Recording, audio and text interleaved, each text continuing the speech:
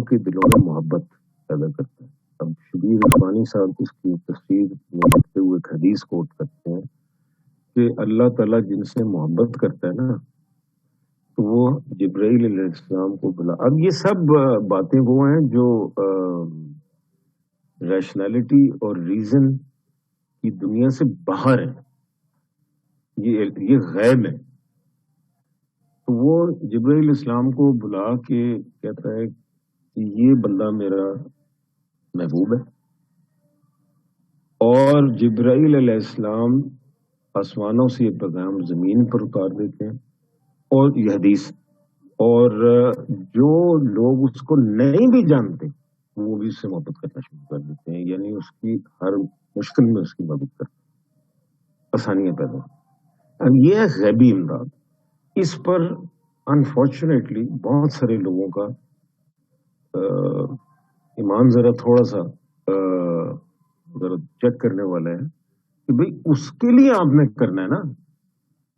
مجھے وہ مسٹر اپنا اکبر کے لیے تو نہیں نہ کرنا نا, اس کے لیے تو اچھا سلوک جو میں کروں گا وہ میرے سے بے شک لاپرواہی کرے اور جو بھی کرے اس کا رزلٹ جو ہے وہ اس نے دینا ہے, اور اسی بندے کے دماغ میں پھر آپ کے لیے محبت ہی پیدا ہو سکتی. یہ ذرا یہ ہے یہ وحی کا کمال ہے. یہ کوئی عام بات نہیں ہے, کوئی انسان نہیں کر سکتا, اور انسان اس قسم کی گارنٹی دے سکتا ہے. اس طرح کی ایک صورت بھی تم لے آؤ ہے اس کے مقابلے کی, قرآن کے مقابلے. یہ آج تک کسی انسان نے, یہ بڑے سے بڑے سائنسدان نے, بڑے سے بڑے فلسفی نے یہ کہہ ہی نہیں سکتا.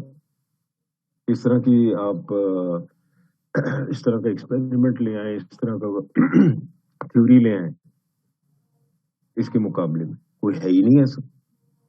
صرف وہی کا کمال, یہ ذہن میں رکھیں. جی آکاش.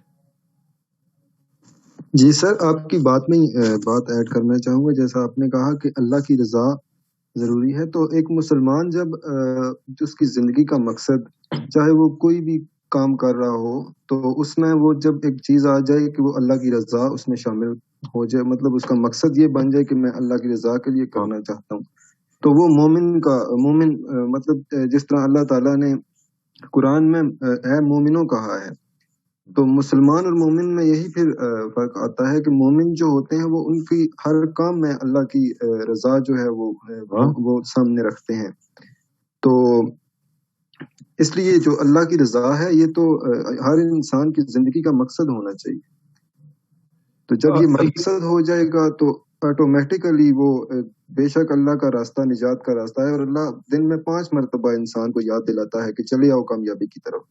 اچھا مسئلہ یہ ہے, ہم لوگ مسئلہ یہ ہے کہ 5 دفعہ نہیں, مسئلہ یہ ہے قرآن کی آیت ہے کہ کثرت کو اللہ کو یاد رکھو, اٹھتے بیٹھتے لیٹتے.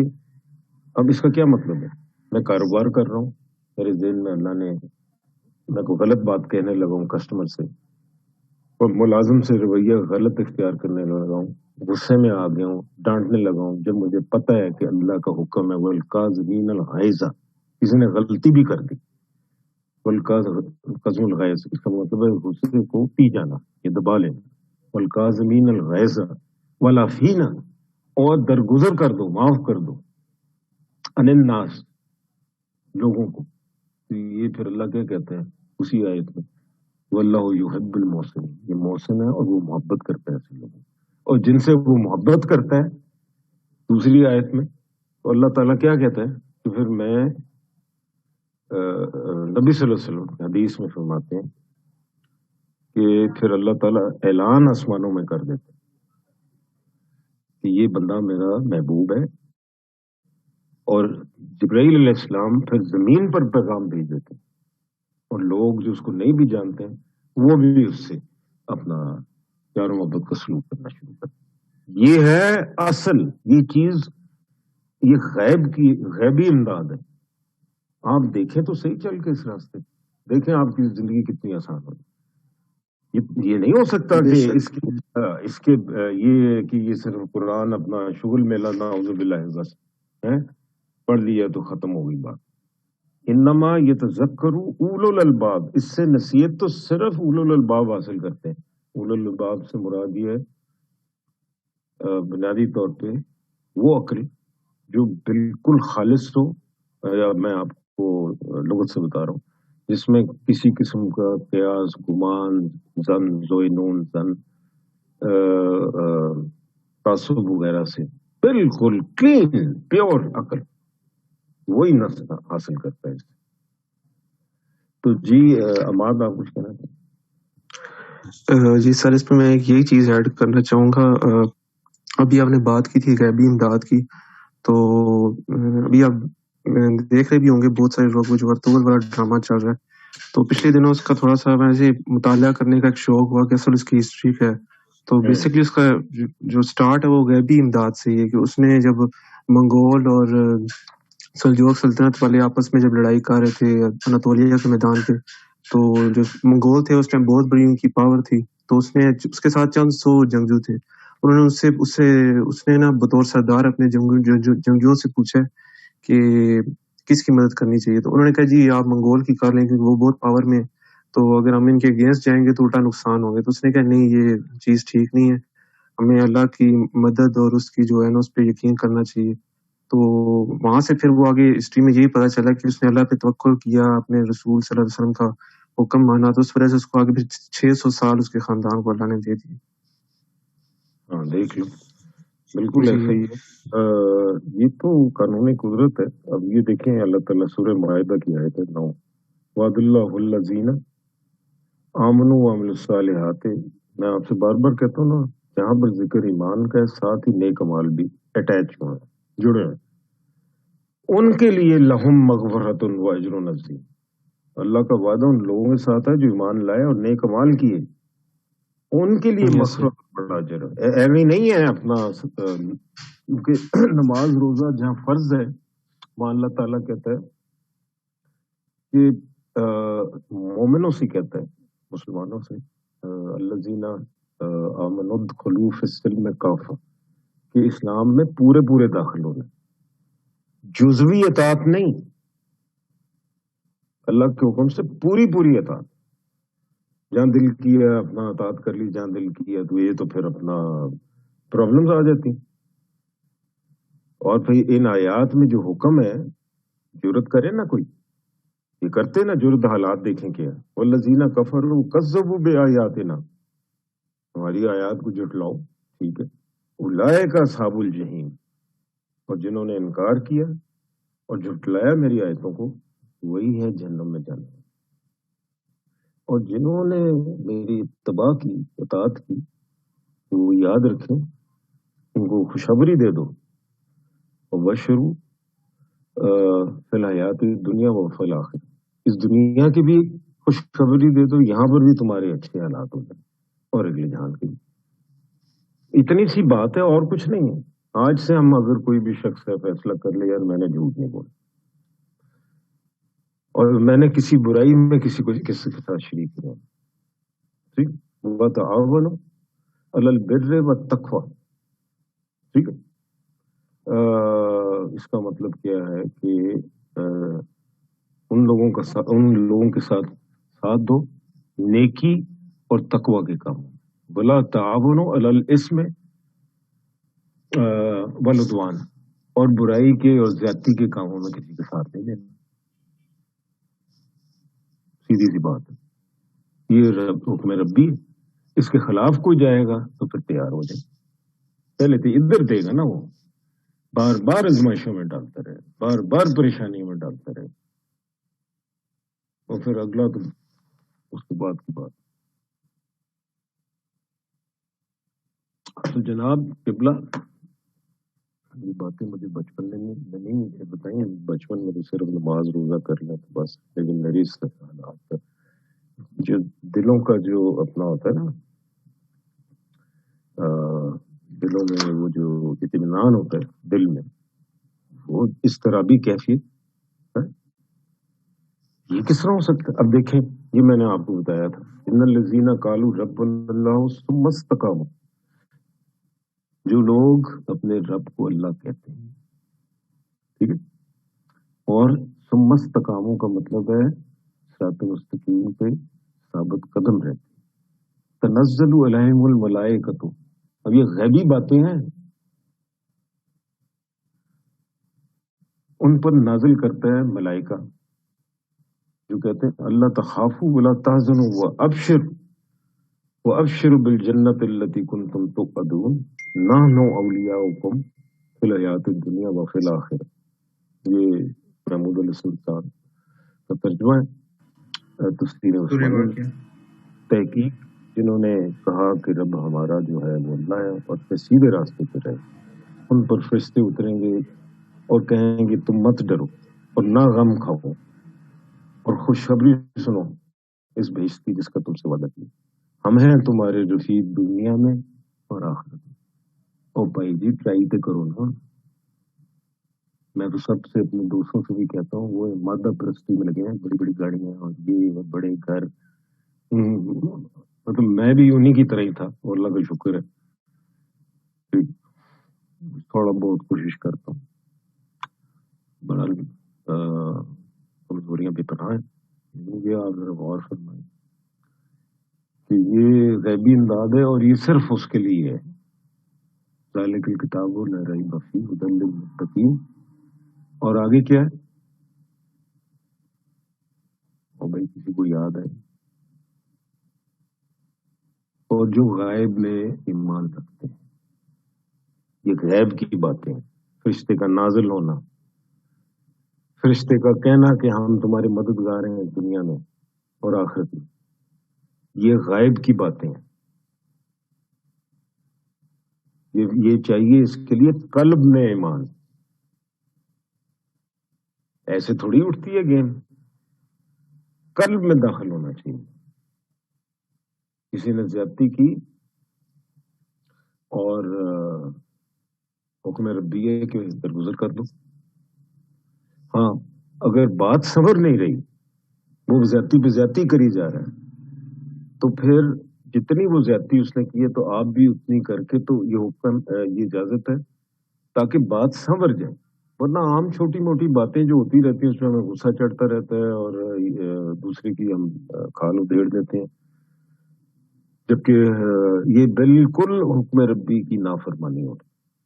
اب یہ آدمی سمجھتا ہے کہ میرا ایگو ہے نا اس کا، اس کی انا ہے، وہ سمجھتا ہے کہ جی دیکھیں جی میں تو بڑا پاورفل ہوں. اچھا ٹھیک ہے پاورفل ہوں، بس تیار رہے تھے کہ کبھی نہ کبھی آزمائش آئی اور بڑی خراب بعض اوقات آتی.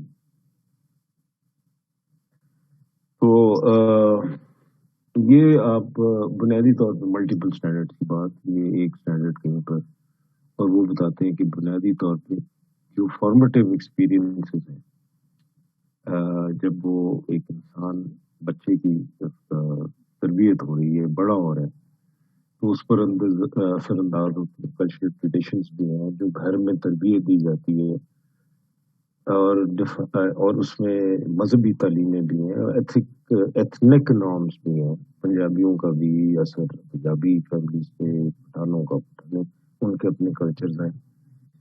تو اب دیکھیں پٹھانوں میں خوبی نہیں. میرے بہت دوست ہیں پٹھان، کبھی گاؤں جانا ہو تو جو ملازم کھانا سرو کرتے ہیں، وہ جو ان کا اجرا ہوتا ہے مردان خانہ، اس طرح سرو کرتے ہیں کھانے کے لیے، وہ ساتھ ہی بیٹھتے ہیں. یہ سنت رسول بھی یہ خوبیاں ہیں نا ان کی.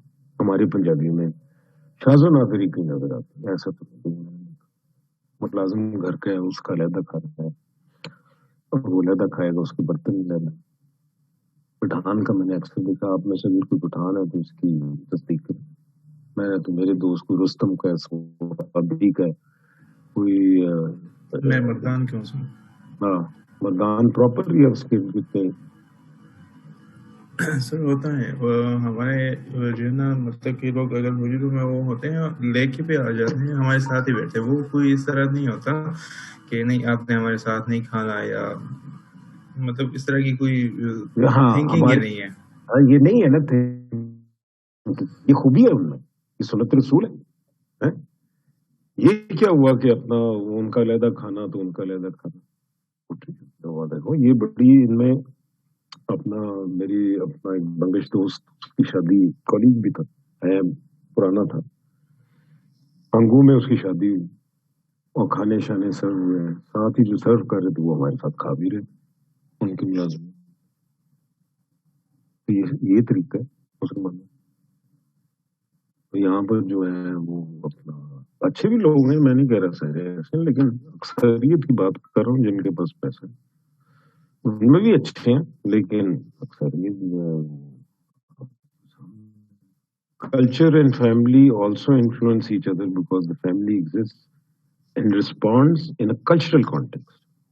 کلچر بھی اب دیکھیں، میں آپ سے کیا عرض کر رہا تھا، ہماری شادیاں دیکھیں، یہ عین خلاف حکم رسول اور عین خلاف حکم قرآن. یہ جو اپنا کیا کہتے ہیں اس کو، رسومات ہے، مہندی ہے، یہ اچھا پھر ہوتا کیا ہے؟ لوگ سمجھتے ہیں اس کے نتیجے نہیں نکلیں گے، ہوتا کیا ہے پھر اس کے نتائج آتے ہیں. تو لڑکیاں 2 مہینے شادی چلی، 3 مہینے واپس آ گئی، اگر چل رہی ہے تو میاں بیوی میں لڑائی جھگڑا ہے، اگر اس کا اثر اس میں نہیں آیا تو لڑکی کی جاب چلے گی یا لڑکے کی اپنا کوئی اور پریشانی آ گئی، اس گھر میں ہی پریشانی ہے. 2 چیزوں سے منع کیا اللہ تعالیٰ نے، اور جو بھی اس میں کرے گا وہ کفر کا درجہ اختیار کرتا ہے. تبذیر اور اسراف دونوں کا مطلب فضول خرچی ہے. اچھا، اسراف کا مطلب جہاں خرچ کرنا ہے وہاں شریعت کی حدود سے تجاوز کر دینا، جائز خرچ لیکن تجاوز کرنا. تبذیر تو ویسٹفل، میرے پاس فون ہے، نیا فون ماڈل آیا تو چلو میں لوگوں کو امپریس کرنے کے لیے نیا لیا، یہ اپنے نفس کو امپریس کرنا، فضول خرچ. ان المبذرین کانوا اخوان الشیاطین، جو فضول خرچ لوگ ہیں وہ شیطان کے بھائی ہیں. ہم دیکھیں رسول نکاح سنت رسول ہے، اس کو رسول نے کس طرح حکم دیا ہے. یہاں پر مہندیاں بھی ہو رہی ہیں، پتہ نہیں کیا مائیوں بھی ہیں، تو بارات آ رہی ہے جا رہی ہے، بارات کا کوئی کانسیپٹ نہیں ہے. رسول اللہ نے کہا صرف ایک فنکشن ہے اور وہ بھی نکاح. اور ہدایت ہے، اور رشتہ کا چوز جو کرنا ہے وہ نبی صلی اللہ علیہ وسلم، صحیح بخاری کی حدیث ہے، وہ کس طرح کرنا ہے کہ ٹھیک ہے شکل صورت وغیرہ خاندان بھی لوگ دیکھتے ہیں، لیکن ترجیح کس کو دینی ہے؟ تقوی اور دینداری. جب یہ آپ باتیں کوئی انسان اللہ کی رضا کے یا رسول کے حکم کے مطابق کرتا ہے، اللہ کے حکم کے مطابق کرتا ہے تو اللہ تعالیٰ برکت ڈالتا ہے. شادی میں جتنا رسول اللہ صلی اللہ علیہ وسلم نے فرمایا کہ جتنی شادی میں خرچہ کم ہوگا اتنی برکت زیادہ ہوگا. اور یہاں دیکھ لیں آپ، میں تو شادیوں میں جانا بند کر دوں کیونکہ حکم ربی وتعاونوا علی البر والتقوی، نیکی کے کاموں میں ساتھ دو، ولا تعاونوا علی الاثم والعدوان، اور نہیں ساتھ دینا برائی کے کام. شادیاں مہندیاں یہ وہ جو ہیں یہ سارے کے سارے تبذیر کی مد میں یا اسراف کی مد میں آتے، اور دونوں چیزوں سے منع کیا، اور ان کا ساتھ نہیں دینا ہے ایسے لوگوں کو. میں اپنے رشتے داروں کو جب میں نے یہ پڑھا ہے تو میں نے تم سے کہہ دیا، اور بلکہ تفسیر میں بھی میں نے یہ پڑھا تھا اسی آیت کے بارے میں، تفسیر میں ذاکر شاہ صاحب نے ترجمہ تفسیر لکھی، تو میں نے کہا میں تو نہیں آتا.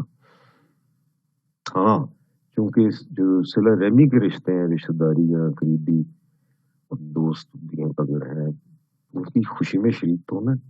مت پہلے جا کے، اب پالیسی یہ ہے پہلے جا کے ہم میاں بیوی جاتے ہیں مبارک دے دیتے ہیں، اور جو روایتی لینا دینا ہوگا کر کے اور دعائیں کر کے ان کے لیے بچوں کے لیے اور آ جاتے ہیں.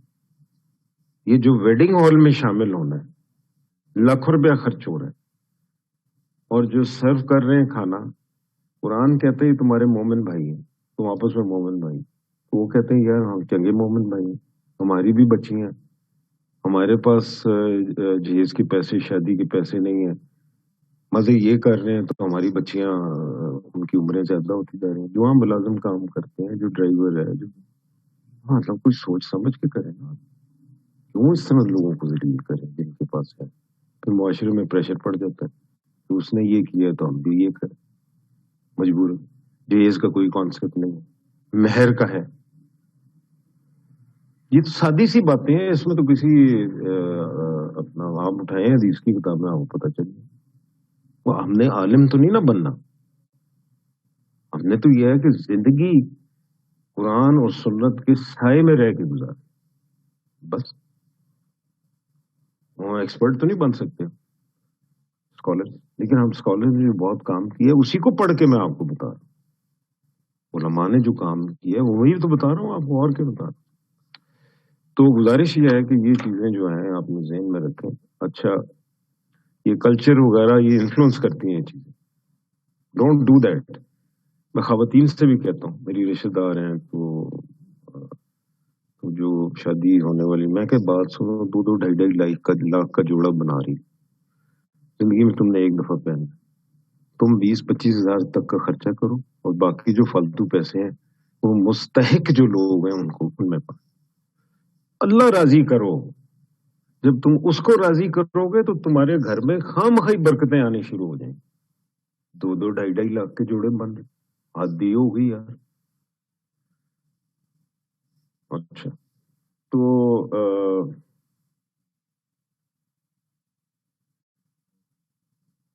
یا وہ مزید اس میں ڈیٹیل وہی چیزیں ہیں. میں آپ کو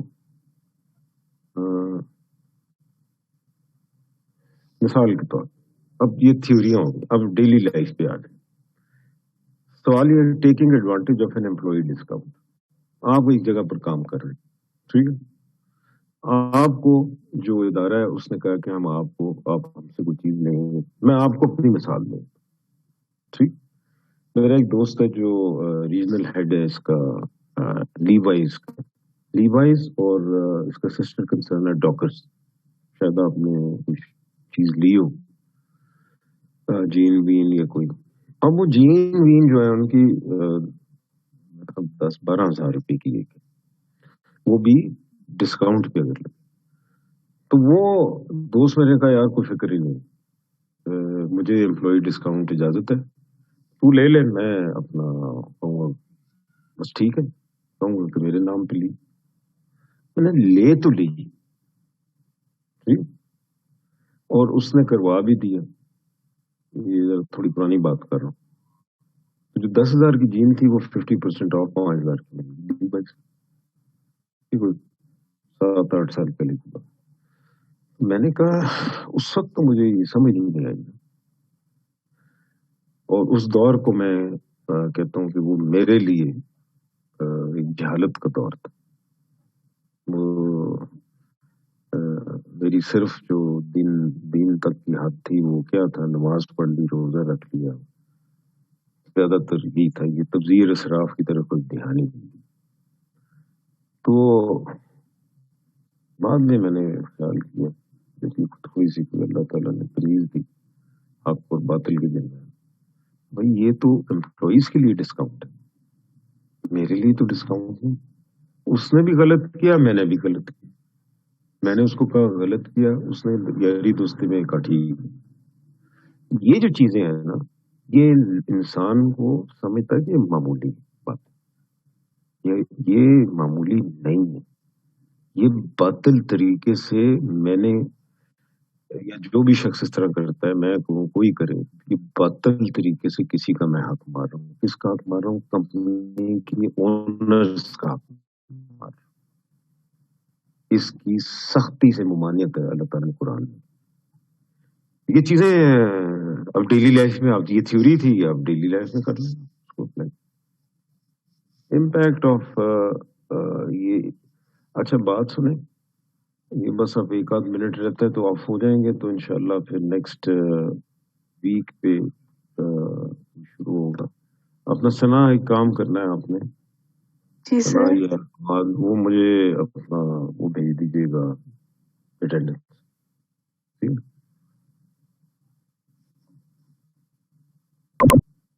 آواز آئی ہے آپ کو؟